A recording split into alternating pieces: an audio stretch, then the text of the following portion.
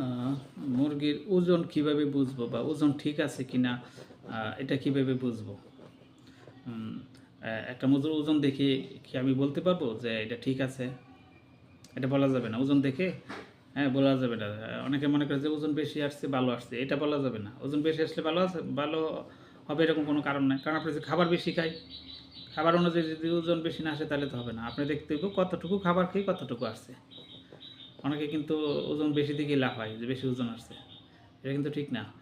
আবার অনেক সময় যে ওজন কম আসছে, হ্যাঁ, মন খারাপ হয় যে আমার ওজন কম আসছে, অথচ খাবার খাইছি কিন্তু আরও অনেক কম। তাহলে ওজনের সাথে খুব বেশি ব্যাপারটা এরকম না। ওজন চোখের আন্দাজে মোটামুটি ধরে নেওয়া যায় ওজন ভালো মানে ভালো, কিন্তু এরপরও আরেকটা বিষয় থাকে যেটা হলো খাবারের সাথে ওজনের সম্পর্ক। এখন আপনাকে দেখতে হবে যে কতটুকু খাবার খেয়ে কতটুকু ওজন আসছে। যেমন এটা বলে এফসিআর।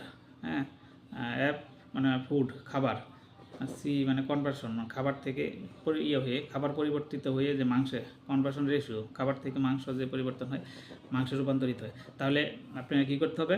মুরগির ওজন যেটা হয়েছে, ধরেন যদি 1 কেজি করে ওজন হয়, 1000 মুরগি 1 কেজি ওজন, 1000 কেজি ওজন, তাহলে খাবার খাইছে কত কত, 500 কেজি। তাহলে ওজনটাকে খাবার দিয়ে ভাগ দিতে হবে। যত একটা অনুমান করে নিতে হবে যে এটা গড়ে কত ওজন, অথবা যদি ওজন নেওয়ার মেশিন থাকে তাহলে সবগুলো মুরগি যে মুরগি নিয়ে 20টা 30টা বা 50টা ওজন নিয়ে গড় বের করতে হবে। গড় বের করে টোটাল মুরগির ওজন বের করতে হবে। কেজিতে নিতে হবে খাবারটাকে, কেজিতে নিতে হবে, বস্তা হিসাব করলে হবে না। হ্যাঁ, বস্তা হিসাব করলে হবে না, 2 বস্তা 100 কেজি ধরতে হইব। এভাবে ওজনটা উপরে লিখতে হইব, নিচে খাবার দিয়া দিয়া পরে ভাগ দিতে হইব, দেখতে কত আসছে। এটি বলে এফসিআর। হ্যাঁ, অনুপাত। যদি এরকম হয় যে ব্রয়লারের ক্ষেত্রে যেটা হয়, ব্রয়লারের ক্ষেত্রে 300 কেজি খাবার খেয়ে 200 কেজি ওজন আসে। হ্যাঁ, এরকম 200 কেজি খাওয়ায় 300 কেজি, মানে 1.5 কেজি খাওয়ায় 1 কেজি, এরকম। এটা এটা তবে সবচেয়ে ভালো রেজাল্ট হলো যদি 300 কেজি খাবার খেয়ে, হ্যাঁ, 250 গ্রাম, 250 কেজি বা 230 কেজি, 240 কেজি, এরকম, এটা তাহলে বেশি ভালো। হ্যাঁ, 300 কেজি খায় 200 কেজি, এটা হলো ব্রয়লারের জন্য। তবে যদি 300 কেজি খায় 200 250 কেজি হয় তাহলে সর্বোচ্চ ভালো, বা 230, হ্যাঁ, মানে 200+ হইতে হবে, যত বেশি হয় তত ভালো। সর্বোচ্চ দেখা গেছে 30 40 এরকম, হ্যাঁ, হতে পারে। তাহলে মোট বিষয়টি হলো 300 কেজি খাবার খেয়ে 200 কেজি, বা 200 থেকে 250 কেজি এরকম হবে। তাহলে এটা এফসিআর করতে হবে। 300 কেজি খাবার 300 কেজি খাবার কেজি 200 কেজি আসে, তাহলে 200 দিয়ে 300 ভাগ করলে ইয়া হয় 1.5 হয়, মানে 1.5 কেজি খাবার খেয়ে 1 কেজি। তবে আমাদের দেশে গড়ে এফসিআর কত, মানে কত কেজি খাবার খেয়ে কত ব্রয়লার হয়।